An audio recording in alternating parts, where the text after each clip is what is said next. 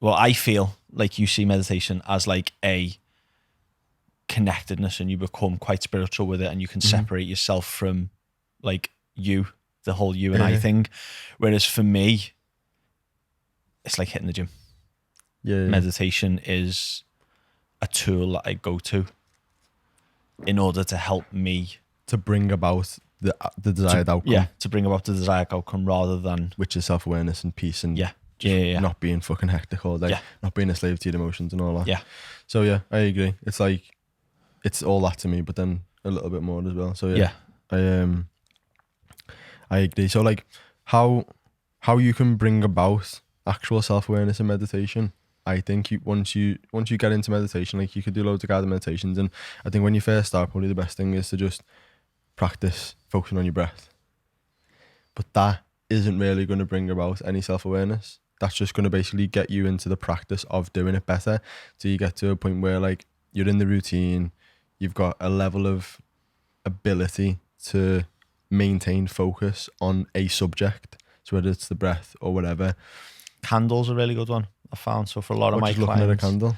Yeah, Lucy, who we've had on as a guest, done a meditation for my clients for us, and it was just a candlelight meditation, and she just lit the candle, and because of some deep primal thing inside our like oldest part of our brain, we see fire and go, ooh, fire.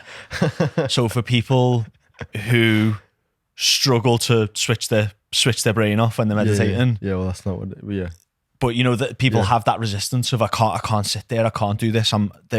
Their brain is too chaotic. Yeah.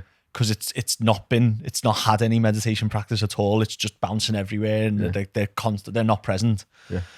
The candle just draw that flame. You can stare at a campfire for ages, can't you? Like it's just that. And I had a couple of people who've been quite resistant to like other meditations that they've tried, and I've said that to them. They've been like, "Oh, that was dead easy." Yeah, I really got into that. I was like, "Okay, good."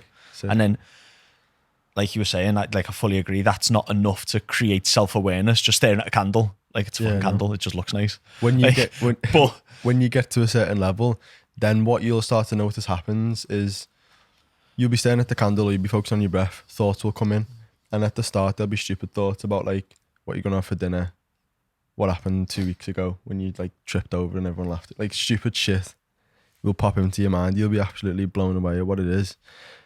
But eventually you'll get to a point where you'll be able to discern what thoughts come in and what thoughts come out. Oh no, you won't be able to discern what thoughts come in, but you'll be able to decide which ones stay.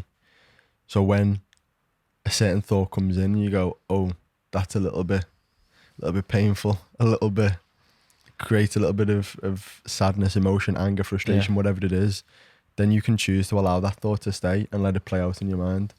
And then you can almost have like an element of self-therapy where you actually start to work through your problems, and you start to develop some self-awareness. You start to have honest, authentic conversation with yourself in your head. And that's where the self-awareness comes from for me. Would you agree, or is there anything? So for me, the best way I ever heard it explained, and I'll just fully just steal the explanation and use it myself and pretend like I come up with it.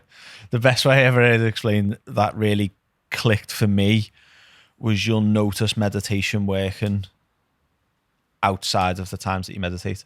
Mm-hmm. So for me, I've just done it on the way here. So I haven't meditated for ages. Like it just fell out of my routine, and it's something that I've been working to put back into my morning routine because it's such a powerful tool for me.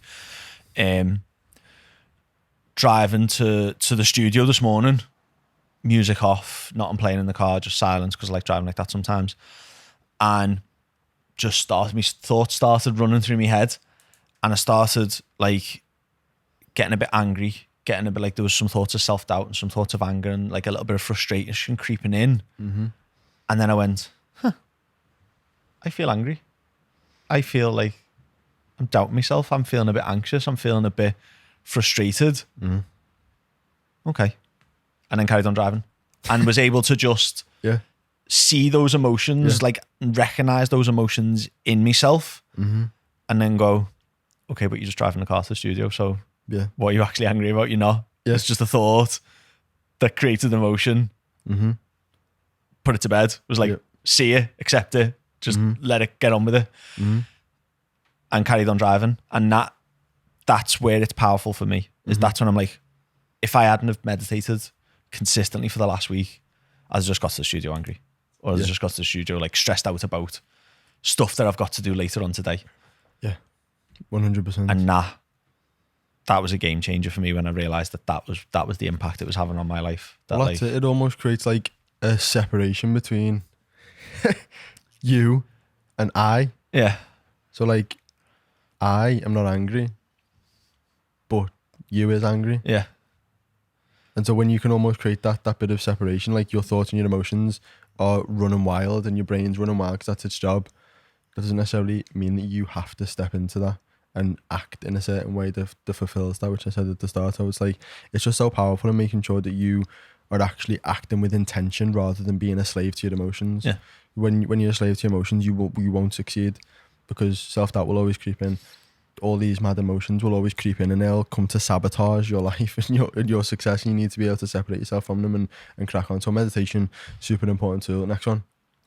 Journaling.